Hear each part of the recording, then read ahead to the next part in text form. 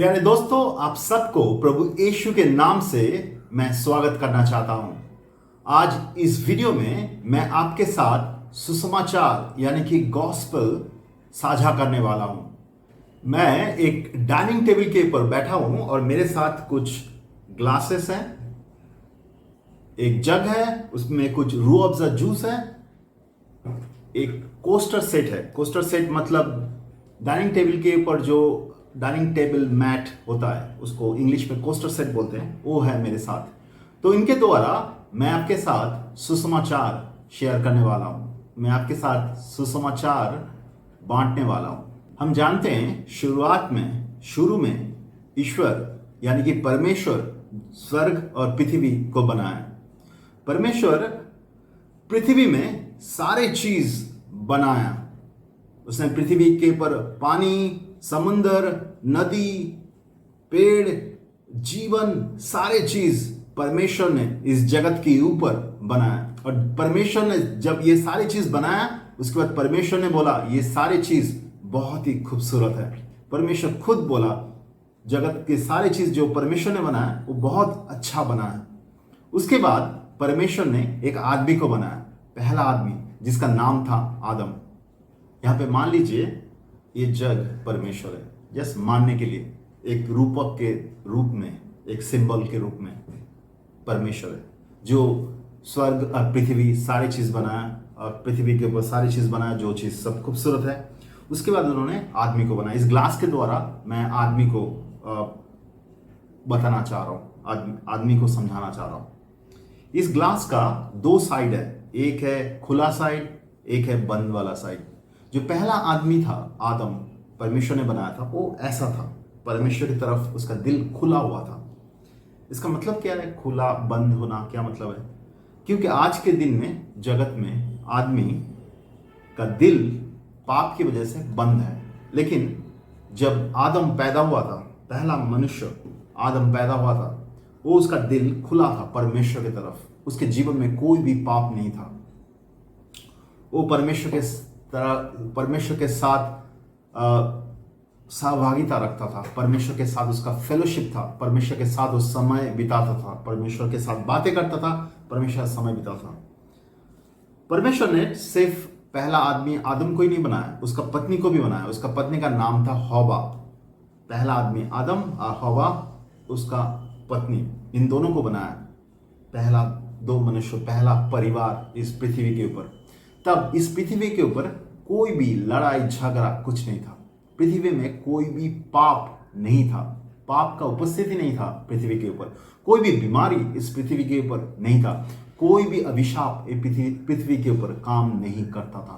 तब कोई भी लड़ाई झगड़ा नहीं होता था। परमेश्वर ने आदम और उसके पत्नी को एक उद्यान में लेके रखा। उस उद्यान का नाम था ईदेन उद्यान। उस उद्यान में परमेश्वर ने आदमी को काम करने का, खाने पीने का और रहने के लिए वहां पे जगह दिया, जगह प्रोवाइड किया। और परमेश्वर ने बोला उसको तुम यहां पे रहो। इतना ही नहीं, परमेश्वर उसका जो सारे सृष्टि है इस जगत के ऊपर, वो सारे सृष्टि के ऊपर आदमी को अधिकार और सामर्थ्य दिया। परमेश्वर ने आदमी को बोला तुम लोग ये सारी चीज देखभाल करो जो मैंने बनाया। और आदमी परमेश्वर का रिप्रेजेंटेटिव के हिसाब से सारे चीज देखभाल करने का दायित्व और अधिकार और सामर्थ्य आदमी के ऊपर था। तो आदमी क्या करता था, उस ईदेन उद्यान में काम करता था और वहां पे रहता था, और परमेश्वर के साथ वो सहभागिता रखता था। हर दिन परमेश्वर के साथ वो समय बिताता था। अभी यहाँ पे कुछ चीज मुझे आपको समझाना जरूरी है। एक चीज है कि परमेश्वर आदमी को जो बनाया था, आदमी को फ्री विल दिया था। उसका स्वेच्छा से वो डिसीजन ले सकता था, स्वेच्छा से वो निर्णय ले सकता था। आदम को ऐसे बनाया, मतलब आदम जैसे कि परमेश्वर को विश्वास करता था, परमेश्वर को प्यार करता था, परमेश्वर को मानता था। लेकिन ये जरूरी नहीं है कि आदम को ये करना ही है। आदम अपने इच्छा से वो चीज करता था। आदम के अंदर स्व इच्छा है, वो चाहते तो परमेश्वर से दूर जा सकता है। परमेश्वर ने आदमी को ऐसे ही बनाया कि उसके अंदर स्व इच्छा है, और स्व इच्छा के द्वारा वो किसी को प्यार कर सकता है, उसको मान सकता है, उसका आदेश पालन कर सकता है। लेकिन उसका इच्छा हो तो उसको नहीं भी मान सकता है। उसके अंदर अपना स्व इच्छा काम करता है। स्व इच्छा नहीं होगा तो सारे चीज में बहुत गड़बड़ी हो जाएगा, क्योंकि सच्चा प्यार अपनी इच्छा से होता है, स्व इच्छा से होता है। स्पॉन्टेनियस बोलते हैं इंग्लिश में, स्पॉन्टेनियसली होता है। एक व्यक्ति दूसरे व्यक्ति की तरफ प्यार करना, उसका आदेश पालन करना, उसको विश्वास करना, ये स्व इच्छा से होना चाहिए, तभी वो सही तरीके से होता है। अगर ये स्व इच्छा से नहीं है, ये जबरदस्ती होता है। वो जबरदस्ती चीज़ों में प्यार नहीं रहता है, जबरदस्ती चीज़ों में एक दूसरे को हम मान नहीं सकते, एक दूसरे को विश्वास नहीं कर सकते। तो परमेश्वर ऐसा प्यार नहीं चाहता था आदमी से। परमेश्वर चाहता था कि आदमी अपना स्व इच्छा से परमेश्वर को प्यार करे, परमेश्वर को माने, परमेश्वर को विश्वास करे और उसका आदेश पालन करे। तो आदमी ऐसा करता था। परमेश्वर ने आदमी को ईदन उद्यान में रखा था और वहां से उसने खाने पीने के लिए उसने बोला। यहाँ पे ईदन उद्यान में दो स्पेशल पेड़ था, दो स्पेशल पेड़ ईदन उद्यान में था। एक था जीवन का वृक्ष, दूसरा था ज्ञान का वृक्ष। जीवन का वृक्ष और ज्ञान का वृक्ष। जीवन का वृक्ष और ज्ञान का वृक्ष, परमेश्वर ये दोनों वृक्ष ईदन उद्यान में रखा था। अब परमेश्वर ने आदमी को बोला था तुम सारे पेड़ से फल खा सकते हो, लेकिन जो ज्ञान का वृक्ष है उसमें से तुम फल नहीं खाओगे। अगर तुम फल खाओगे तो तुम जरूर मरोगे। आपको सोच के बहुत अजीब लगेगा, अगर परमेश्वर सही में नहीं चाहता है कि आदमी ज्ञान के वृक्ष से फल खाए, तो वहां पे उस पेड़ को बनाया क्यों था? है ना? बहुत ही अच्छा प्रश्न है। अभी इसका उत्तर इसमें है कि परमेश्वर चाहता है आदमी स्वेच्छा से उसको प्यार करे, उसका आदेश पालन करे, उसके साथ चले, उसको विश्वास करे, उससे वफादार बने। मतलब आदमी अगर चाहते हैं तो वो परमेश्वर का अबाध्य, मतलब परमेश्वर का नहीं मान के विरुद्ध में जा सकते हैं, और परमेश्वर जो नहीं बोल रहा है उसको भी कर सकते हैं। उसका रास्ता भी उसके सामने खुला हुआ है। उसको डिसीजन लेना है, वो परमेश्वर को अपने स्वेच्छा से प्यार करना चाहता है, मानना चाहता है, उसका आदेश पालन करना चाहता है। तो आदम और उसके पत्नी परमेश्वर को मानता था, लेकिन शैतान आके आदम का जो पत्नी है उसके साथ बात करने लगा। उसके बाद इन दोनों को बोला शैतान की वो लोग उस पेड़ से फल खाए, परमेश्वर का ना माने, परमेश्वर का वचनों को विश्वास ना करे और उस पेड़ से फल खाए। तो आदम और उसका पत्नी सोचा कि वो परमेश्वर को आदेश को वो पालन नहीं करेगा। तो ऐसे वो लोगों ने परमेश्वर का विरोध किया। वो लोगों ने दे रिबेल्ड अगेंस्ट गॉड, परमेश्वर का विरोध किया और वो लोग जाके इस वृक्ष से फल खाया। और जैसे ही वो लोग उस वृक्ष से फल खाया, पाप उनके अंदर प्रवेश किया, और जैसे ही पाप उनके अंदर प्रवेश किया, उनका दिल बंद हो गया। एक बंद दिल हो गया। दिल बंद हो गया पाप की वजह से। दिल बंद हो गया। पाप हमारे दिलों को बंद कर देता है। अभी जो ईश्वर है, परमेश्वर है, वो अति पवित्र है, वो धार्मिक है, न्यायी है, सच्चाई है। वो एक पापी आदमी के साथ फेलोशिप नहीं रख सकता, उसके साथ सहभागिता नहीं रख सकता। तो इसलिए ये जरूरी है कि आदमी को परमेश्वर की उपस्थिति से दूर करना जरूरी है, उस उद्यान से उसको निकाल देना जरूरी है। इसके अलावा भी और एक चीज है हमें समझना है। वो चीज ये है, ये जो जीवन का वृक्ष था, उस वृक्ष से कोई भी फल खाता है तो वो भी व्यक्ति कभी भी नहीं मरेगा। ऐसा था वो वृक्ष। तो अगर ये पापी आदमी आदम उस वृक्ष से जाके फल खा लेता इस पापी अवस्था में, तो वो पापी अवस्था में ही अभी जीता, उसका मौत नहीं होता। इस जीवन के वृक्ष से फल खा लेता, वो पापी अवस्था में अनंत काल तक जीता। परमेश्वर वो नहीं चाहता है, वो सही भी नहीं है। परमेश्वर चाहता है पाप को खत्म करने के लिए। इसलिए परमेश्वर ने क्या किया, हम लोग वचन में देखते हैं परमेश्वर ने क्या किया। स्वर्गदूतों को भेजा उस जो जीवन का वृक्ष है उसको प्रोटेक्ट करने के लिए चारों ओर से। और जो आदमी था पापी आदमी आदम और उसका पत्नी हवा, उन दोनों को निकाल दिया। जो ईदेन उद्यान है वहां से निकाल दिया, बोले जाओ तुम जगत में और कहीं जाके तुम जीवन जियो, तो उनको निकाल दिया वो लोग। अभी मान लीजिए ये आदम और उसके पत्नी जगत में जाके जीने लगा, वो लोग पापी अवस्था में हैं, और वचन में बोलता है क्योंकि वो लोग पापी अवस्था में हैं, वो लोग बहुत सारा बच्चे पैदा किए, और सारे बच्चे पापी अवस्था में पैदा हुआ। वचन में ऐसे बोलता है आदम के द्वारा पाप इस जगत में आया, मतलब आदम और उसके पत्नी के द्वारा जो भी व्यक्ति इस जगत में पैदा हुआ है वो पापी अवस्था में पैदा हुआ, उसके अंदर पाप का स्वभाव है, आदम का पाप का स्वभाव है। जो भी व्यक्ति आज भी जो बच्चा पैदा हो रहा है उसके अंदर आदम का पाप का स्वभाव है। वो धीरे धीरे जब बढ़ेगा तो उस पाप के स्वभाव के द्वारा वो पाप के काम करने लगेगा। वो जगत में कुछ भी हो सकता है, समाज के कुछ भी स्टेज में हो सकता है, कुछ बड़े घर में, छोटे घर में, कहीं भी हो सकता है, लेकिन उसके अंदर पाप का स्वभाव है। उस पाप के स्वभाव से वो पाप का बर्ताव करने लगेगा। आदम के जो संतान हैं वो सारे पाप में पैदा हुआ और वो लोग पाप करने लगा, एक दूसरे को मारने लगा, लड़ाई झगड़ा सब कुछ करने लगा।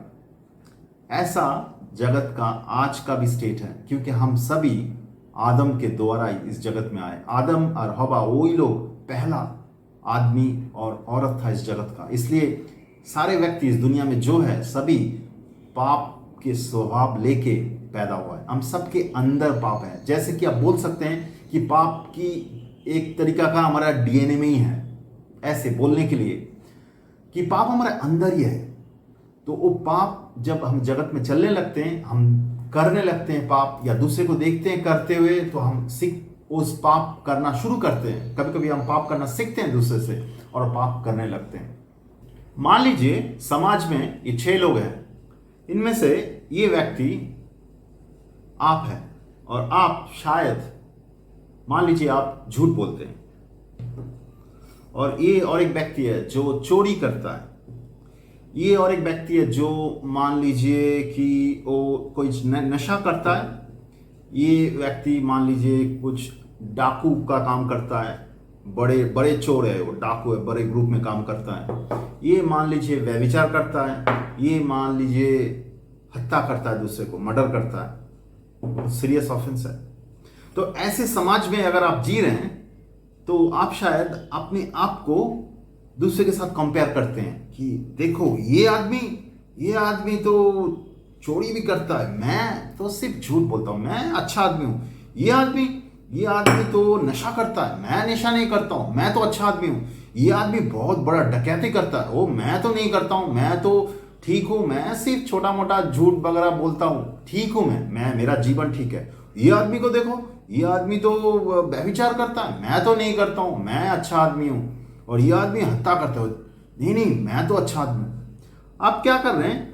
आप शायद अपना जीवन को दूसरे के साथ कंपेयर कर रहे हैं। आप अपना जीवन दूसरे के साथ तुलना करके देख रहे हैं आपका जीवन अच्छा है या बुरा है। लेकिन परमेश्वर आपके जीवनों को ऐसे जांचता नहीं है। परमेश्वर हमारे जीवनों को जांच के देखता है। वो ऐसे नहीं जांचता है कि आपके जीवन आपके पड़ोसी से अच्छा है कि नहीं, आपके जीवन आपके दोस्त से अच्छा है कि नहीं। ऐसे परमेश्वर आपके जीवनों को जांचता नहीं है। परमेश्वर जानते हैं कैसे जांचता है।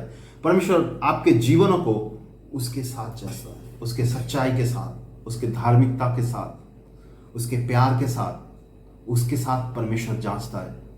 और उसके साथ जब परमेश्वर हमें जांचता है तो हम सारे दोषी पाए जाते हैं, क्योंकि परमेश्वर की नज़र में हम सारे दोषी हैं। क्योंकि परमेश्वर का स्टैंडर्ड कोई भी नहीं पा सकते हम लोग, कोई भी परमेश्वर के स्टैंडर्ड के हिसाब से ठीक नहीं है। तो परमेश्वर की नज़र में हम दोषी पाए जाएंगे। जिस दिन परमेश्वर के सामने हम खड़े रहेंगे विचार के लिए, और जब वो दोषी पाए जाएंगे, वो क्या करेगा? क्या करेगा? नरक में भेज देगा। हम खत्म हो जाएंगे नरक में, अनंत काल तक हम नरक में रहेंगे। सिर्फ इतना ही नहीं है कि परमेश्वर एक दिन हमें विचार करके नरक में डाल देगा। हमारे पाप की वजह से आज के दिन में हमारा जीवन में बहुत सारा गड़बड़ चल रहा है। हम छुप छुप के पाप में चल रहे हैं। पाप की वजह से हमारे जीवन में परमेश्वर का क्रोध हमारे जीवन में काम कर रहा है। हम परमेश्वर से दूर जा चुके हैं और हमारे जीवन में शैतान का बहुत सारा काम हो रहा है, क्योंकि हम परमेश्वर से दूर है, परमेश्वर को नहीं जानते। हमारे जीवन को परमेश्वर के हाथ में नहीं सौंपा, इसलिए पाप का काम हमारे जीवन में हो रहा है। बहुत सारे समय हम सोचते हैं कि हमारे जीवन में हमारे पास तो पैसा नहीं है, ओ हमारा एजुकेशन ठीक नहीं है, इसलिए हमारे जीवन में प्रॉब्लम है। नहीं, वो सब चीज़ के लिए हमारे आपके जीवन में प्रॉब्लम नहीं है। आपके जीवन में प्रॉब्लम इसलिए है कि आप परमेश्वर से दूर है। आपका पाप आपको परमेश्वर से दूर किया है। वचन में कहता है कि तुम्हारा पाप मुझे तुमसे दूर किया है और तुम्हारा आवाज मैं सुन नहीं सकता हूं। आइए दूसरे तरीके से समझाता हूं। कभी कभी आप शायद ऐसे सोचते हैं, ओ मेरा पाप तो बहुत छोटा है, दूसरे का पाप देखो कितना बड़ा है, और मैं तो छोटा मोटा पाप करते रहता हूं, वो सब चलता है। ऐसे आप सोच सकते हैं। हम लोग कभी कभी पाप को छोटा बड़ा करके देखते हैं, लेकिन हमें समझना जरूरी है, ये सिर्फ पाप छोटा या बड़ा है ये जरूरी चीज नहीं है। ये भी जरूरी चीज है आप किसके विपक्ष में पाप कर रहे हैं। किसके विपक्ष में पाप कर रहे हैं उसके हिसाब से आपको सजा मिलना चाहिए। उसके हिसाब से आपको सजा एक्चुअली मिलता है। जैसे कि मान लीजिए मैं एक छोटे से बच्चे को झूठ बोल दिया, छोटे बच्चे को समझ में आ गया, तो मैं उसको मनाने के लिए एक छोटा सा चॉकलेट खरीद के दे दिया, तो भूल गया, तो मुझे कोई प्रॉब्लम नहीं होगा, तकलीफ कुछ नहीं होगा, क्योंकि उसको चॉकलेट दे दिया, वो मान गया, वो भूल जाएगा, तो मेरा झूठ का कोई प्रॉब्लम नहीं होगा। मान लीजिए मैं ये झूठ, मैं रास्ते में जब गाड़ी चला रहा हूँ तो ट्रैफिक पुलिस मुझे पकड़ा है और मैं कुछ कारण के लिए मुझे रोका और मैं उसको कुछ झूठ बोल दिया, जो कि वो झूठ वो पकड़ लिया, और झूठ के वजह से वो मुझे फाइन कर सकता है। ट्रैफिक पुलिस के पास अधिकार और सामर्थ्य है, वो मेरे विपक्ष में फाइन लगा सकता है मेरे झूठ के लिए।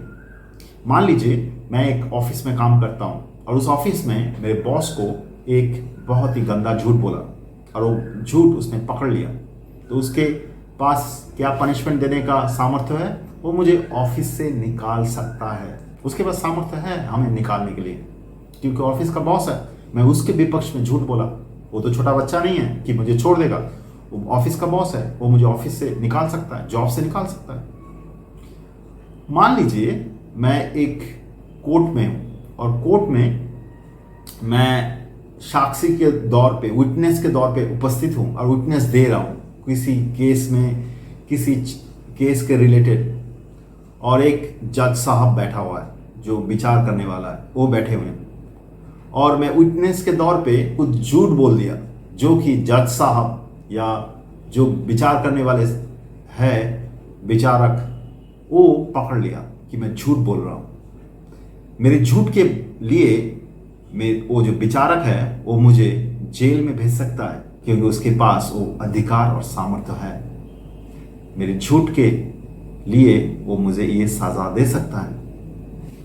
अभी मान लीजिए मैं कुछ झूठ मेरे वाइफ को बोल दिया जो बहुत ही खराब झूठ है, तो मेरे वाइफ उसके लिए मेरे अगेंस्ट में डिवोर्स भी दे सकता है, क्योंकि उसका अधिकार और सामर्थ्य है। मैं आपको ये समझाना चाह रहा हूं, वो पाप जो आप दूसरे के विपक्ष में कर रहे हैं वो ही जरूरी नहीं है, जरूरी ये भी है आप किसके विपक्ष में पाप कर रहे हैं, उसके हिसाब से आपको पनिशमेंट बस सजा मिलना चाहिए। आप इस जगत में जो भी पाप कर रहे हैं, आप जानते हैं किसके अगेंस्ट में कर रहे हैं, आप वो परमेश्वर के अगेंस्ट में कर रहे हैं, क्योंकि परमेश्वर ने सारी चीज बनाया, परमेश्वर आपको भी बनाया। आप सभी पाप परमेश्वर के अगेंस्ट में कर रहे हैं। परमेश्वर उस पाप का सजा क्या देने वाला है आप जानते हैं क्या? वो सबसे बड़ा अधिकार वाला व्यक्ति है, सबसे बड़ा व्यक्ति है इस जगत का, जिसने सारे जगत को बनाया। उसके विपक्ष में आप पाप कर रहे हैं, आपके सारे पाप का हिसाब उसके विपक्ष में है, और उसके पास ही आपको खड़ा होना है विचार के लिए। वो आपके पापों के लिए आप क्या सजा देगा आप जानते हैं? वो आपको नरक में भेज देगा। आप शर्मिंदा होंगे जिस दिन आप उसके सामने विचार के लिए खड़े होंगे, क्योंकि वचन में बोलता है आपकी सारी चीजों का हिसाब उसके पास है। वो आपको विचार करेगा, आप शर्मिंदा होंगे उसके सामने, वो आपको नरक में भेज देगा, आप अनंत काल तक नरक में रहेंगे। आइए और एक तरीके से समझाता हूं। मान लीजिए मेरे पास ऐसा कुछ सिस्टम है जिसके द्वारा मैं आपके जीवन का, पूरा जीवन का एक मूवी बना सकता हूं, जिसमें आपका जीवन में जो भी चीज आपने किया है सारी चीजों का हिसाब रहेगा। उसमें बहुत सारा चीज जो आपने किया है किसी ने देखा नहीं है, उसका भी हिसाब रहेगा। जो भी चीज आपने सोचा है लेकिन आपने किया नहीं है, उसका भी हिसाब रहेगा। सारे चीज का हिसाब है उसमें। शायद बहुत सारा चीज आपने खुद भी भूल गया, आप खुद भी भूल गया होगा, आप शायद बहुत पहले किया होगा, आप खुद भी भूल गया, लेकिन उस मूवी में पूरा आपके जीवन का हिसाब है। अभी तक आपने जो भी चीज किया है, सारी चीजों का हिसाब उस मूवी में है। तो वो मूवी निकाल लिया गया है। अभी आपके परिवार के सारे लोगों को, आपके दोस्तों को, सबको बुलाया गया, आप भी है उसमें, सभी लोगों को बुलाया गया और आपके सामने एक सिनेमा स्क्रीन पे उस मूवी को चलाया गया। आप भी है, आपके परिवार के लोग हैं, आपके बेस्ट फ्रेंड्स, परिवार के लोग सभी है। तो आपके जीवन का मूवी चलाया जा रहा है। जो भी चीज आपने किया है, शायद कुछ लोग देखा है, कुछ लोग देखा नहीं, बहुत सारी चीज सोचा है जो कोई नहीं जानता, सारी चीज चलाया जाएगा। आपको कैसा लगेगा जब ऐसा मूवी चलाया जाएगा आप सभी दोस्तों के सामने, आपके परिवार के लोगों के सामने? आपको बहुत शर्मिंदा फील होगा, आपको बहुत शर्म आएगा, है ना? आप बहुत लज्जित होंगे, है ना? क्योंकि आपके जीवन का, हम सबके जीवन का ऐसा कुछ है जो शर्मिंदा है, लज्जा देने वाला चीज़ है, क्योंकि हम सभी पाप में थे, पाप में हैं, और पाप हमें गलत चीज़ करा है हमारे जीवन में, हम सभी ने किया है। तो सोचिए एक चीज़, आप उस पाप के चीज़ों के लिए शर्मिंदा हो रहे हैं आपके दोस्तों के सामने, उनके जीवन में भी ऐसा पाप का चीज़ है, ज़्यादा कम ऐसा कुछ है, उनके सामने ही आपका हालत खराब हो रहा है, आप शर्मिंदा हो रहे हैं। तो उस दिन कैसा होगा जिस दिन आप किसी दोस्तों के सामने नहीं, किसी परिवार के व्यक्ति के सामने नहीं, उस दिन आप परमेश्वर के सामने खड़े होंगे आपके जीवन के विचार के लिए। उस दिन उसने सारे जीवन का हिसाब आपके आंखों के सामने खोल देगा, सारी चीज दिखाई देगा। उस दिन आप ये नहीं बोल सकते ये चीज मैंने नहीं किया प्रभु, ये चीज मैं रिस्पॉन्सिबल नहीं था, मेरे पत्नी ने बोला था, ये मेरा भाई ने बोला था इसलिए मैंने किया। आप कुछ नहीं बोल सकते हैं, क्योंकि परमेश्वर सारी चीजों को जानता है, वो आपको आपसे बेहतर जानता है। बहुत सारा चीज शायद आप खुद भी भूल गए, लेकिन वो जानता है आपके जीवन में सारी चीजों को, वो आपकी आंखों के सामने खोल देगा। शर्मिंदा होंगे, वो अति पवित्र है, उसके सामने आपका हालत क्या होगा? बहुत भयानक होगा, बहुत भयानक होगा आपको। और उसके बाद वो आपको विचार करेगा और नरक में भेज देगा, अब अनंत काल के लिए खत्म हो जाएंगे। ये सिचुएशन हम सबका है, आपको यहां से निकलना है। सिर्फ नरक में जाने का चीज नहीं है, पाप की वजह से अभी का जो जीवन है, वो जीवन आप परमेश्वर से दूर होकर जीवन जी रहे हैं। पाप आपको परमेश्वर से दूर किया है और पाप आपको अंदर से खराब कर रहा है। पाप की वजह से आपके ऊपर परमेश्वर का क्रोध काम कर रहा है, शैतान आपके जीवन में काम कर रहा है। जो शैतान का सुन के आदम और उसके पत्नी फल खाया था और परमेश्वर से दूर चला गया था, वो शैतान आपको पकड़ के रखा है। वो शैतान आपको नियंत्रण कर रहा है सारी चीज़ों में। आपके जीवन में बहुत सारा तकलीफ हो सकता है, बहुत सारा चीज़ हो सकता है, वो सारे चीज़ शायद आपके जीवन में बहुत सारा चीज़ों के लिए शैतान जमींदार है। आपके जीवन में बहुत सारा चीज़ों के लिए पाप जमींदार है। आपका पाप आपको गलत रास्ते में लेके जा रहा है और आपके पाप की वजह से आप बहुत जगह पे सफर कर रहे हैं। परमेश्वर वहां से आपको निकालना चाहता है। आपके पाप की वजह से आपके अंदर कोई पवित्रता नहीं है, आपके पाप की वजह से आपके अंदर कोई भी सच्चाई नहीं है। आपके पाप की वजह से आप परमेश्वर के सामने आना नहीं चाहते। आपके पाप की वजह से आप और भी छुप छुप के पाप करना चाहते हैं। आपके पाप की वजह से आपके दिलों में लड़ाई, झगड़ा, क्रोध, क्षमा ना करने का स्वभाव, ये सारी चीज आपके अंदर है। घृणा, लोभ, सारी चीज आपके अंदर है। और आप वैसे ही जीवन जी रहे हैं। आप शायद बहुत धनी व्यक्ति हो सकते हैं या गरीब हो सकते हैं, कोई भी हो सकते हैं आप, लेकिन वो बहुत बड़ा चीज़ नहीं है। परमेश्वर के सामने जब हम जाके खड़े होंगे, परमेश्वर ये नहीं पूछेगा आप कितना पैसा कमाया, कितना आपके पास डिग्री है, कितना बड़ा घर है, नहीं पूछेगा परमेश्वर। परमेश्वर ये देखने वाला है आपका जीवन साफ है क्या, आप पाप से मुक्त है क्या, आप पाप के बोझ लेके चल रहे हैं और पाप का बंधन भी आपके जीवन में है। बहुत सारा पाप है जिसमें से आप निकल के आना चाह रहे हैं लेकिन निकल नहीं पा रहे, उसके बंधन में पड़े हुए। हो सकता है कोई नशा, हो सकता है पोर्नोग्राफी, हो सकता है हो सकता है मास्टरबेशन, हो सकता है हस्तमैथुन, हो सकता है। बहुत सारा पाप है जो जिसमें बंधन में पड़े रहते हैं, उसमें से निकल नहीं चाहते। ये अवस्था दुनिया का ज़्यादातर लोगों के बीच में है। वचन में बोलता है सभी लोगों ने पाप किया है और हम लोग पाप के बंधन में हैं, और पाप हमें और भी खराब से खराब सिचुएशन में लेके जा रहा है। पाप हमें अंदर से खराब कर रहा है और अंत में एक दिन हम परमेश्वर के सामने खड़े होंगे, विचार होगा, वो हमें विचार करेगा और अंत काल तक हमें नरक में भेज देगा, हम खत्म हो जाएंगे। ये अवस्था हम सबका है। आप शायद सोच रहे हैं ओ ये बड़ा प्रॉब्लम नहीं है, मैं अच्छा काम करता हूँ, मैं बहुत पुण्य कमाता हूँ, बहुत अच्छे अच्छे काम करता हूँ, तो मेरा जो खराब काम है उसको याद नहीं रखा जाएगा, उसको साफ कर दिया जाएगा क्योंकि मैं बहुत अच्छा काम करता हूँ। ये बहुत सारे लोग सोचते हैं कि कर्मा, अच्छा काम करो तो पुराना काम को साफ कर दिया जाएगा, लेकिन परमेश्वर ऐसे काम नहीं करता है। इन दुनिया में भी ऐसे काम नहीं होता है। मान लीजिए, इसका उदाहरण आपको देता हूँ। मान लीजिए आप विचार करने वाला है, तो मैं एक रास्ते से जा रहा हूँ, आप ट्रैफिक पुलिस वाला है, आप मुझे विचार करना। मैं एक रोड के ऊपर से जा रहा हूँ जहाँ पे 6 सिग्नल पॉइंट है, 6 सिग्नल पॉइंट, और 5 सिग्नल पॉइंट में जब मैं आया और सिग्नल का लाइट जला, लाल बत्ती जला, तो मैं अपना गाड़ी को रोक दिया, नियमों को पालन किया, और जब हरा लाइट हुआ तभी मैं गाड़ी चलाना शुरू किया। तो मतलब 5 सिग्नल पॉइंट में मैं बहुत अच्छी तरह से नियमों को पालन किया, और 6ठा सिग्नल पॉइंट में जाके मैं नियमों को तोड़ दिया। वहाँ पे लाल बत्ती जल रहा था, फिर भी मैं गाड़ी चला दिया, और आप ट्रैफिक पुलिस है वहाँ पे, आप मुझे पकड़ लिया, वहाँ पे बोला कि तुमने ट्रैफिक रूल तोड़ा है। तो मैं आपको बोलूँगा कि मैं पिछले जो 5 ट्रैफिक लाइट था वहाँ पे नियमों को अच्छी तरह से पालन किया है। आपको तो मुझे छोड़ देना चाहिए था क्योंकि मैंने अच्छा काम किया है, आप मुझे छोड़ दो। आप क्या छोड़ देंगे मुझे? अवश्य नहीं।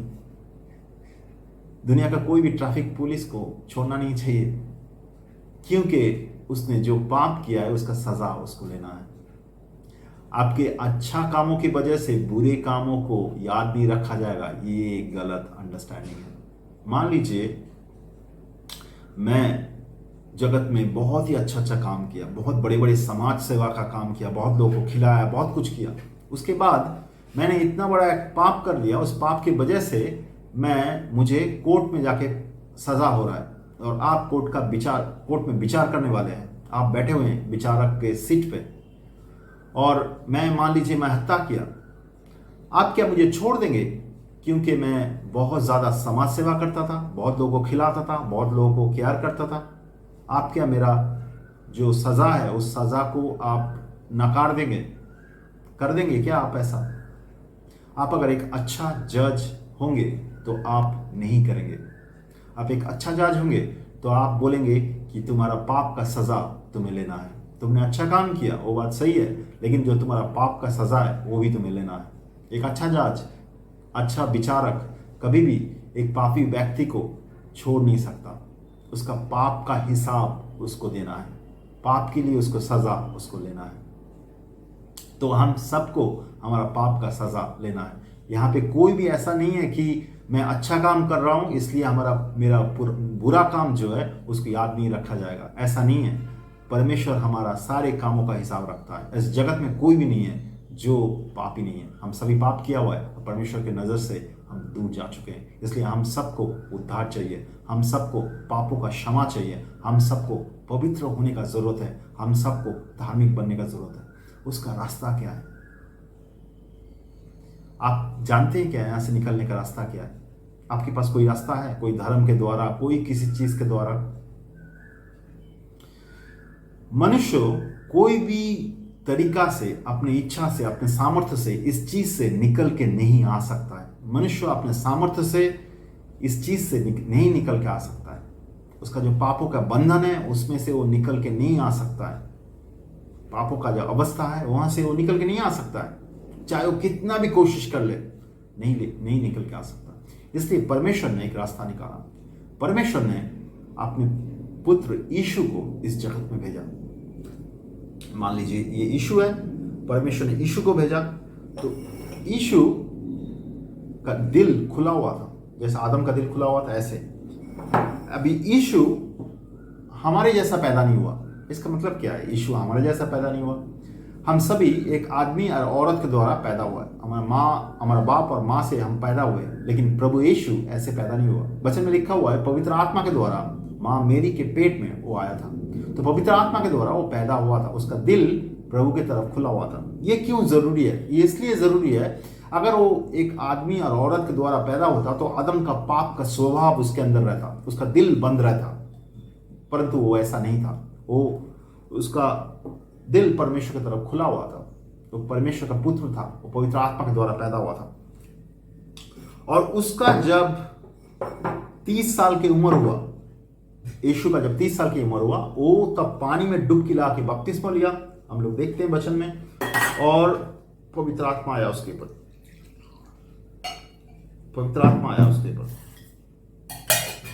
उसके बाद उन्होंने इस जगत में गया, लोगों को बोलने लगा पाप से मन फिराओ, परमेश्वर का राज्य निकट में है। उनको चंगा किया, उनके अंदर से भूत को भगाया, उनमें से बहुत सारे लोग मुर्दे थे उनको जिलाया, और वो ये सब चीज करने लगा और लोगों को बोलने लगा कि पाप से मन फिराओ। और बहुत सारे लोग उसके पीछे होने लगे, उसके साथ साथ आने लगे, उसको विश्वास करने लगे, और बहुत सारा चमत्कार होने लगे। बहुत सारा लोग तब उसके साथ साथ चलने लगे, उसको विश्वास करने लगे, उसको उद्धार करता, उसको विश्वास करने लगे और उसके साथ साथ चलने लगे। जब ऐसा सब चीज हो रहा था, तब का समय का जो याजक लोग थे, जो धर्मीय काम करते थे, जो पुजारी लोग थे, वो लोग जो फैरिसी लोग बोलते हैं तब के समय का, वो लोग इस चीज को पसंद नहीं किया। उसके अंदर जेलसी काम कर रहा था। वो लोग थोड़ा सा उसको खराब नजर से देखने लगा, और वो लोग प्रभु यीशु को गलत दोष देके पकड़ा दिया। उस देश का जो गवर्नमेंट था उसके पास पकड़ा दिया उसको, यीशु को, और उसके विपक्ष में बहुत गलत उसके दोष लगाया। लेकिन कोई भी दोष वो लोग वो प्रूव नहीं कर पाया प्रभु यीशु के अगेंस्ट में। वो कोई भी दोष सही नहीं पाया। वो जो विचार कर रहा था उसने कोई भी दोष नहीं पाया उसके अंदर। और जो विचार कर रहा था वो खुद जानता था कि प्रभु यीशु वो निर्दोष है। वो ये भी जानता था कि उसको इसलिए पकड़ा दिया गया कि ये जो धर्म याजक लोग हैं वो लोग इसको जेलसी करता है, उसको खराब नजर से देखता है, इसलिए उसको पकड़ा दिया, इसलिए उसको पनिशमेंट देना चाहता है। तो वो उसको छोड़ देना चाहता था जो विचार कर रहा था उसको। लेकिन बहुत सारे लोगों के प्रेशर में आके बहुत सारे लोग उनके ऊपर प्रेशर डाला, और वो जो विचार कर रहा था वो प्रभु यीशु को मौत का सजा या क्रूस पे मौत का सजा दिया। प्रभु यीशु कोई भी पाप नहीं किया जिसके लिए उसको सजा मिलना चाहिए। वो संपूर्ण रूप से निर्दोष था। लेकिन ये सारे चीज इसलिए हो रहा था कि प्रभु परमेश्वर का इच्छा संपूर्ण हो। परमेश्वर की इच्छा ये था कि हमारे पापों के लिए एक निर्दोष व्यक्ति का मौत होना जरूरी है, जिसके मौत के द्वारा हमारा पापों को धो दिया जाए, जिसके मौत के द्वारा हमारे ऊपर से अभिशापों को निकाल दिया जाए, जिसके मौत के द्वारा हमें चंगाई मिले, जिसके मौत के द्वारा हमें छुटकारा मिले। लेकिन प्रॉब्लम यह है कि इस जगत में कोई निर्दोष व्यक्ति नहीं है, सारे व्यक्ति ने पाप किया हुआ है। तो निर्दोष व्यक्ति कहां से मिलेगा? इसीलिए परमेश्वर पवित्र आत्मा के द्वारा प्रभु यीशु को इस जगत में भेजा। इस जगत के व्यक्ति के अंदर पाप है, लेकिन प्रभु यीशु के अंदर पाप नहीं था। कोई भी पापी व्यक्ति आपके और हमारे पापों के लिए मर नहीं सकता था। कोई पापी व्यक्ति अगर हमारे पापों के लिए मरता, वो हमें पापों से नहीं मुक्त कर सकता था। लेकिन प्रभु यीशु वो सही खुद परमेश्वर था, वो हमारे पापों के लिए क्रूस पे जाके मरा। उसके विचार के बाद जब उसको क्रूस में भेजा गया, उसके बीच में उसको सजा दिया गया, उसके सर पे कांटे का मुकुट पहना दिया गया, उसको बहुत ही खराब तरीका से मारा गया, उसके सर से लेके पैर तक शरीर फट गया, उसका चमड़ा मांस निकल के उसमें से लहू निकलने लगा, उसको बहुत ही खराब तरीका से पीटा गया, उसके शरीर फट फट के लहू आने लगा। उसके बाद उसको क्रूस पे जाके मार दिया गया। प्रभु यीशु के साथ और भी 2 व्यक्ति को क्रूस पे मारा गया, जो 2 व्यक्ति विरोधी था, तब के समय का बहुत बड़ा दुष्ट आदमी था। वो उस समय के जो सरकार था उसके अगेंस्ट में विरोध कर रहे थे। उन दोनों को भी मारा गया। प्रभु यीशु क्रूस पे हमारे पापों के लिए, हमारे ऊपर जो अभिशाप है उसके लिए, हमें हमारे बीमारियों के लिए, आपके जीवन से मुक्त करके नया जीवन देने के लिए क्रूस पे हमारा पापों की कीमत चुकाया। सिर्फ उतना ही नहीं है, उसके बाद उसको कब्र में रखा गया 3 दिन के लिए। 3 दिन के बाद वो जी उठा। वो जी उठा, लोगों ने उनको देखा है, उनके साथ जाके बातें की, उनके साथ खाना खाया, उनके साथ घूमा फिरा। उसके बाद प्रभु यीशु एक दिन उनसे स्वर्ग में चला गया और अभी परमेश्वर का दाहिना साइड में प्रभु यीशु बैठा हुआ है। परमेश्वर हमारे लिए, हमारे पापों से निकालने के लिए रास्ता खोल के गया। कैसे हमें पाप से क्षमा मिल सकता है, कैसे हम धार्मिक बन सकते हैं, कैसे हम परमेश्वर के साथ फिर से एक हो सकते हैं, मिल सकते हैं, कैसे हमारे ऊपर से जो अभिशाप है उसको निकाल दिया जाए, कैसे हम बीमारी से मुक्त हो सकते हैं, इन सारी चीज़ों का रास्ता परमेश्वर ने खोल दिया। अभी हमें वो चीज़ खुद के जीवन में पाना है। प्रभु यीशु हमारे पापों के लिए मरा, वो हमारे पापों से क्षमा मिलने का रास्ता खोल दिया, हमें धार्मिक होने का रास्ता खोल दिया, हम कैसे परमेश्वर के साथ मिल सकते हैं उसके रास्ता खोल दिया। अभी हमें कैसे वो चीज़ मिलेगा। मान लीजिए जगत में कितने सारे पापी लोग हैं, सभी पापी लोग हैं, वचन में बोलता है हम सभी पापी लोग हैं। अभी सभी पापी लोग को कैसे प्रभु यीशु का ये जो फ्री गिफ्ट है ये मिलेगा। ये फ्री है, ये फ्रीली परमेश्वर हमें देना चाहता है। ये कुछ धर्म के द्वारा नहीं, कुछ चीज़ करने का जरूरत नहीं। परमेश्वर उसका अनुग्रह के द्वारा हमें पाप के जीवन से मुक्त करना चाहता है, हमें धार्मिक बनाना चाहता है और उसके साथ विश्वास में रखना चाहता है। परमेश्वर के अनुग्रह के द्वारा, ये कोई किसी आदमी के कामों के द्वारा नहीं। प्रभु यीशु ने क्रूस पे जो काम किया उसके द्वारा परमेश्वर हमें मुक्त किया। अभी परमेश्वर चाहता है वो चीज़ हमारे जीवन में आए। कैसे आएगा वो हमारे जीवन में? हम कैसे पापों से मुक्ति मिलेगा, कैसे हम परमेश्वर की नजर से धार्मिक बनेंगे, परमेश्वर के साथ एक हो पाएंगे, परमेश्वर के साथ चल सकते हैं, परमेश्वर के पवित्र आत्मा हमारे जीवन में आ सकता है। कैसे हो सकता है ये? इसके लिए रास्ता क्या है अभी समझाता हूँ। मान लीजिए ये जगत का एक व्यक्ति है जो पाप में चल रहा है और ये व्यक्ति परमेश्वर के सुसमाचार सुना, जैसे कि मैं आपको ये सुसमाचार बता रहा हूँ। तो ये सुसमाचार को सुना उसने। जैसे ही सुसमाचार को सुना, पवित्र आत्मा इसके दिलों में बात करने लगेगा। पवित्र आत्मा इसके दिलों में बात करने लगेगा और बोलने लगेगा, ओ तुझे पाप से मुक्त होना है, ये परमेश्वर का रास्ता है, यहाँ से निकल के आओ। आप जब सुसमाचार सुन रहे हैं, पवित्र आत्मा आपके दिलों में बात करेगा। पवित्र आत्मा जब आपके दिलों में बात करेगा तब आपका दिलों को खोलना है। आप चाहते हैं तो नहीं भी खोल सकते हैं। बहुत सारा व्यक्ति है जो परमेश्वर का वचन सुन के अपने दिलों को नहीं खोलना चाहता है, लेकिन परमेश्वर चाहता है, पवित्र आत्मा चाहता है कि हम अपना दिलों को खोले परमेश्वर की तरफ। पाप हमारे दिलों को बंद करके रखा था। जब पवित्र आत्मा जब हमसे बातें करता है, परमेश्वर चाहता है कि हम हमारे दिलों को खोल दे परमेश्वर की तरफ। मतलब हमारे दिलों में जो भी चीज़ है जो प्रभु दिखा रहा है हमारे जीवन में, पापों के चीज़ों को, उन सारी चीज़ों को परमेश्वर के सामने अंगीकार करें, उसको क्षमा मांगे परमेश्वर के सामने और मन परिवर्तन करें। उस चीज़ को मुंह से स्वीकार करें, हाँ मैंने ऐसा किया था, प्रभु मुझे क्षमा कर दे, मैं इसमें जीवन नहीं जीना चाहता हूँ, इसमें से मुड़ना चाहता हूँ प्रभु की तरफ।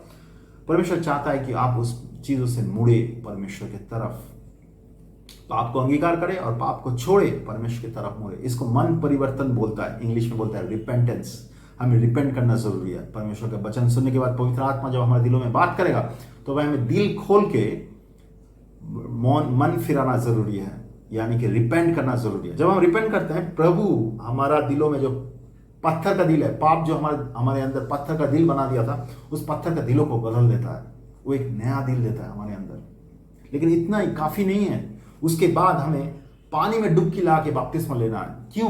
क्योंकि हम जो पाप स्वभाव में थे, वो पापों का जो शरीर है, पुराना पापों का शरीर, उसको कब्र देना जरूरी है। जैसे यीशु क्रूस पे मरा था, उसके बाद उसको कब्र में रखा गया 3 दिन, ऐसे हमें पुराना जीवनों को कब्र देना जरूरी है। ये विश्वास के द्वारा संभव है। हम सारी चीज विश्वास के द्वारा करना है, ये कोई काम नहीं है। काम के द्वारा हमें नया जीवन नहीं मिलेगा। हमें नया जीवन पाने के लिए हम विश्वास के द्वारा हमें पाना है। तो हम विश्वास के द्वारा जब पानी में बपतिस्मा लेंगे, पूरा डुबकी लगा के, परमेश्वर हमारा पुराना जीवनों को कवर करेगा। उसके साथ साथ उतना ही काफी नहीं है, हमें परमेश्वर चाहता है कि हम उसके पवित्र आत्मा से भरे। प्रभु का आत्मा प्रभु हमारे अंदर डाल देना चाहता है, पवित्र आत्मा।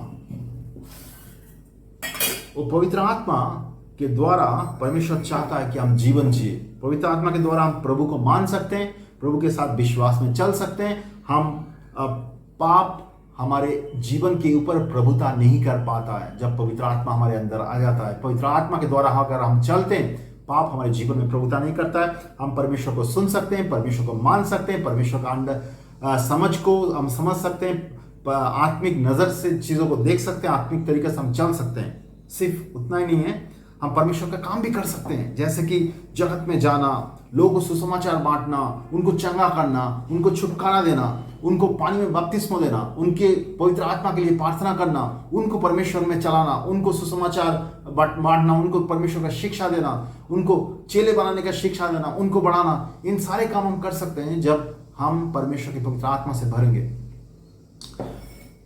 यहाँ पे ये चीज समझना जरूरी है, हम जब मन परिवर्तन करते हैं, पानी में बपतिस्मा लेते हैं और पवित्र आत्मा पाते हैं, इसके द्वारा हम परमेश्वर का नया जीवन में प्रवेश करते हैं। प्रभु यीशु ने कहा था कि हमें पानी और आत्मा में नया जीवन पाना जरूरी है। हमें नया जीवन पाना जरूरी है। नया जीवन पाने के द्वारा हम परमेश्वर के राज्य में प्रवेश करते हैं। उसके साथ हम विश्वास में विश्वस्त होके परमेश्वर के साथ फेथफुल होके परमेश्वर के साथ विश्वास में बने रहना है एकदम जीवन के लास्ट दिन तक, तभी परमेश्वर हमें उसके साथ लेके जाएगा। उसके बाद जब हम अगर विश्वस्त होके चलेंगे परमेश्वर के साथ, लास्ट दिन, हमारे जीवन के लास्ट दिन जब परमेश्वर के सामने विचार के लिए खड़े होंगे, परमेश्वर हमें विचारित नहीं करेगा, वो हमें दोषी नहीं पाएगा। क्यों पता है? क्योंकि हमारा पापों की सजा ऑलरेडी प्रभु यीशु अपने ऊपर ले चुका है। अपना पाप ऑलरेडी प्रभु यीशु सजा पा चुका है अपने मेरे पापों के लिए। इसलिए परमेश्वर हमें हमारा पापों के लिए हमें दोषी नहीं पाएगा और परमेश्वर हमें अपने साथ रखेगा। सिर्फ उतना ही नहीं है, बाइबल में जो लास्ट किताब है रेवलेशन, ये प्रकाशित वाक्य, उसमें लिखा हुआ है परमेश्वर हमें जीवन का जो पेड़ है, जीवन का पेड़, याद है जीवन का पेड़ जो ईदन उद्यान में था, जो पेड़ को परमेश्वर ने आदम को जिस पेड़ से फल खाने को नहीं दिया था, उस पेड़ से परमेश्वर हमें फल खाने देगा। जीवन का पेड़ है वो। जीवन का पेड़ से जो भी फल खाएगा वो अनंत काल तक परमेश्वर के साथ जिएगा। परमेश्वर चाहता है ये चीज़ कि आप ऐसे नया जीवन पाए और विश्वास में परमेश्वर के साथ बने रहें और परमेश्वर के साथ अंतकाल तक सर में रहें। परमेश्वर का ये योजना है आपके जीवन के लिए। ये चीज़ बहुत ही सिंपल है। हमें क्या करना है? परमेश्वर हमें पापों से मुक्त करके नया जीवन दिया है। हमें क्या करना है? हमें पापों में नहीं रहना है। सारी चीज़ जान के भी हम पाप में रह सकते हैं, बट उसमें कोई फायदा नहीं है। हम पापों से मन परिवर्तन करना है, पापों से मुड़ना है, यू टर्न लेना है। हम पैदाइश पापों में चल रहे हैं, लेकिन वहां से हमें यू टर्न लेना है। उस जीवन को छोड़ के परमेश्वर की तरफ, जगत को छोड़ के, पाप को छोड़ के, शैतान की चीजों को छोड़ के, अपना खुद का डिजायर को छोड़ के, अपना खुद का इच्छा जो भी चीज है, सारी चीजों को छोड़ के परमेश्वर की तरफ मुड़ना है। उसके साथ साथ हमारा जो भी पाप पवित्र आत्मा हमें दिखा रहा है, उस पापों को अंगीकार करना है, अपने मुंह से क्षमा मांगना है परमेश्वर के सामने और उस सारे पापों को छोड़ना है। परमेश्वर के पास आना है, परमेश्वर की तरफ आना है, परमेश्वर को मानना है, उसको प्रभु और उद्धारकर्ता करके मानना है, उसको अपने जीवन में विश्वास करना है, उसका आज्ञा को पालन करना है। उसके साथ साथ परमेश्वर हमारे दिलों को बदल देता है। उसके साथ साथ परमेश्वर को विश्वास करके हम पहले पानी में बपतिस्मा लेना है, हमारा पापों को शरीर को कवर देने के लिए, और परमेश्वर हमें पवित्र आत्मा से भरेगा। ये परमेश्वर की इच्छा है। परमेश्वर के वचन में ऐसा भी लिखा हुआ है, जो परमेश्वर को सुनता है और उसके आज्ञा को पालन करता है, मतलब जो पाप में था और परमेश्वर के वचन को सुना गॉस्पेल के द्वारा, और उसने समझ पाया कि वो पापी है, वो पाप से अपने मन का परिवर्तन किया, पानी बपतिस्मा लिया, पवित्र आत्मा पाया और परमेश्वर के विश्वास में चल रहा है, परमेश्वर को पालन कर रहा है, अपने जीवन में पवित्रता में चल रहा है। हर एक दिन पाप उसके जीवन का प्रभु नहीं है, परमेश्वर उसके जीवन का प्रभु है, और वो पाप में नहीं चल रहा है, पवित्रता में चल रहा है। उसके साथ साथ वो परमेश्वर का काम भी कर रहा है, जगत में जाके सुसमाचार प्रचार कर रहा है, लोगों को चंगा कर रहा है, छुटकारा दे रहा है, उनको प्रभु का शिक्षा में बढ़ा रहा है, उसको बपतिस्मा दे रहा है।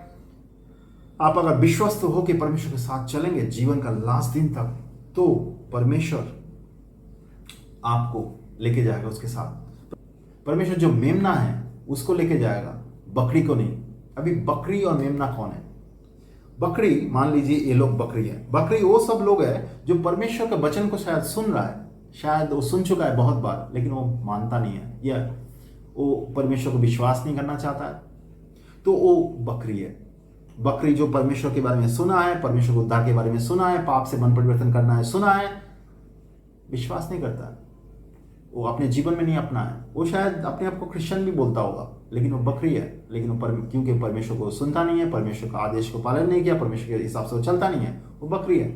लेकिन मेमना कौन है? परमेश्वर के वचन में बोलते हैं मेमना वो है जो परमेश्वर को सुनता है, उसके साथ जो चलता है, परमेश्वर को जो परमेश्वर बोलता है वो करता है, वो किया है। जो मेमना जो है परमेश्वर वो अपने साथ वो लेके जाएगा। मेमना जो है वो जीवन वृक्ष से फल खाएगा। मेमना जो है वो परमेश्वर के साथ अनंत जीवन तक जिएगा, वो मेमना है। बकरी नहीं जीने वाला है, बकरी को परमेश्वर छोड़ के जाने वाला है, बकरी अनंत काल तक नरक में जाएगा। तो आपको देखना है अब बकरी है या मेमना है, अब क्या बनना चाहते हैं, बकरी और मेमना। प्यारे दोस्तों, मैं अभी एक कोस्टर सेट के द्वारा आपके सामने सुसमाचार को रखना चाहता हूं। कोस्टर सेट यानी कि डाइनिंग टेबल के ऊपर जो छोटा सा मैट रहता है उसको कोस्टर सेट बोलते हैं। ये कोस्टर सेट के द्वारा आपके सामने सुसमाचार साझा करने वाला हूं।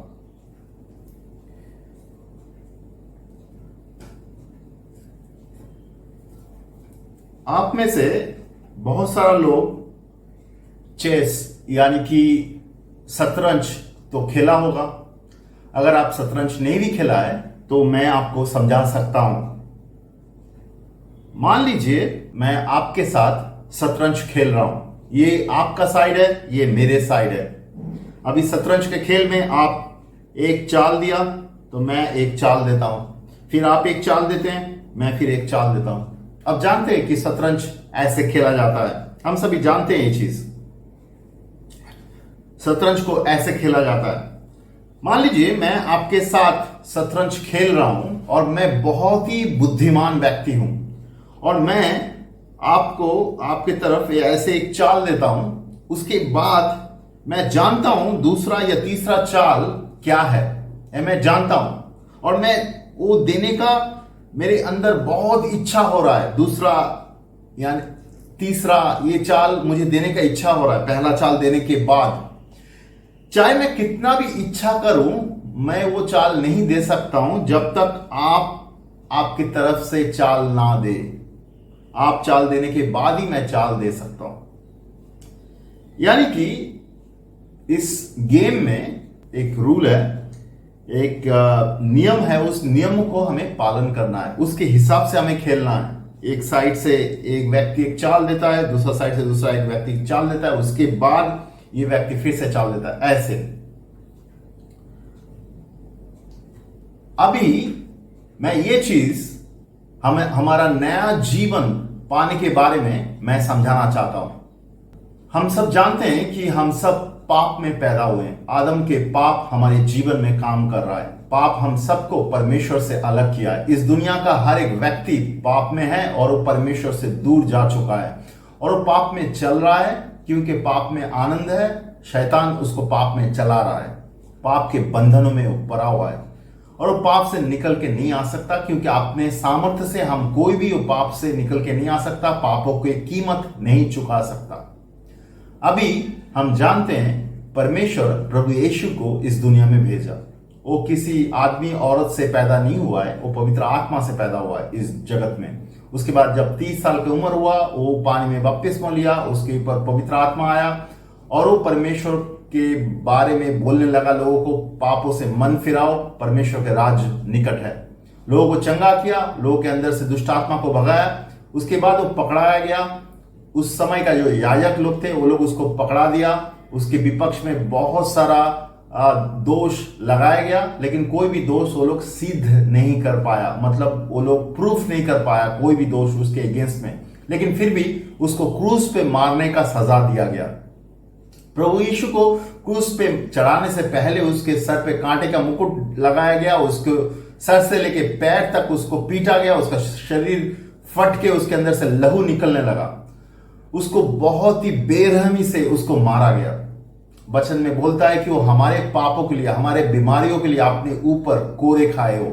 उसके बाद उसको क्रूस पे मारा गया। वचन में बोलता है कि हमारे पापों के लिए उसको क्रूस पे मारा गया, हमारा पापों का कीमत चुकाने के लिए वो क्रूस पे मरा। उसके बाद उसको कब्र पे रखा गया और 3 दिन के बाद वो कब्र से उठा। लोगों ने उसको देखा।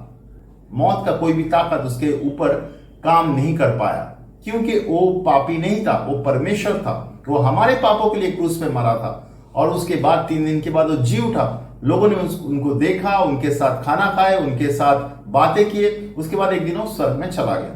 अभी परमेश्वर यीशु मसीह हमारे पापों की कीमत चुकाया। पापों में जीवन जीने का जरूरत नहीं है, पापों का कीमत यीशु ने दे चुका है। हमें अभी पापों से क्षमा मिल सकता है। अभी हम परमेश्वर के नजर में धार्मिक बन सकते हैं। पापों के चंगुल से हम निकल के आ सकते हैं। परमेश्वर के साथ हम मिल सकते हैं, परमेश्वर के साथ हम चल सकते हैं, पवित्र जीवन और परमेश्वर का काम कर सकते हैं। लेकिन हम कैसे करें?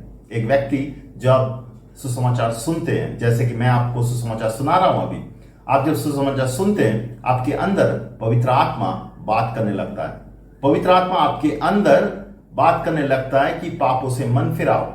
परमेश्वर चाहता है कि हम जब सुसमाचार को विश्वास करें, प्रभु यीशु का अपना उद्धारकर्ता करके विश्वास करें और सुसमाचार को विश्वास करें, तो हम पापों से मन फिराए, मतलब पापों की तरफ से मुड़े, परमेश्वर की तरफ अपने पापों को अंगीकार करें, स्वीकार करें और पापों के रास्ते से मुड़ के परमेश्वर की तरफ मुड़े और परमेश्वर के साथ चलने लगे। विश्वास करें कि वो हमारा प्रभु है, उद्धारकर्ता है। तो आप जब पापों से मन फिराते हैं, परमेश्वर आपका दिलों को बदल देता है। पापों की वजह से जो दिल पत्थर बन चुका था, उस दिलों को परमेश्वर बदल देता है। सिर्फ उतना नहीं है, परमेश्वर चाहता है कि उसके ऊपर विश्वास करके हम पानी में संपूर्ण डुबकी लगा के बपतिस्मा ले। ये जब हम करेंगे तो परमेश्वर हमारा जो पुराना शरीर है, पापों का जो पुराना शरीर हमारे साथ था, उसको वो कवर कर देता है। पापों के पुराना शरीर को परमेश्वर कवर कर देता है। जब पानी में बपतिस्मा के द्वारा परमेश्वर कवर कर देता है पापों का पुराना शरीर को। उसके बाद परमेश्वर चाहता है कि हम पवित्र आत्मा मांग करें। परमेश्वर चाहता है कि हम पवित्र आत्मा का मांग करें। परमेश्वर हमें पवित्र आत्मा देता है, ये परमेश्वर चाहता है। ये चीज संपूर्ण होने से हमें परमेश्वर में नया जीवन मिलता है। उसके बाद परमेश्वर को विश्वास करके हर एक दिन उसके साथ चलना है और हम अंत तक अगर उसके विश्वास में बने रहेंगे तो परमेश्वर हमें उसके साथ लेके जाएगा। यहां पे एक चीज समझना बहुत जरूरी है। हमें नया जीवन इसलिए नहीं मिल जाता है कि परमेश्वर चाहता है सारी चीजें एक साथ देने के लिए, नहीं, परमेश्वर चाहता है देने के लिए, लेकिन हमें विश्वास में उसका स्टेप्स लेने का जरूरत है। विश्वास में परमेश्वर को जब हम समझते हैं, उसके बातों को विश्वास करते हैं, उसके सुसमाचार को जब हम विश्वास करते हैं, हमें पापों से मन फिराना जरूरी है। जब भी हम पापों से मन फिराते हैं, परमेश्वर उसके हमारा दिलों को बदल देता है। पापों के दिल, जो पत्थर का दिल बन चुका था, उस दिलों को बदल देता है और नया दिल देता है। वचन में ऐसे बोलता है। उसके बाद परमेश्वर चाहता है कि हम उसको संपूर्ण रूप से विश्वास करके पानी में बपतिस्मा लें। जैसे हम पानी में बपतिस्मा लेंगे, परमेश्वर चाहता है कि हमारा पुराना शरीर को, पापों के शरीर को कवर कर देगा।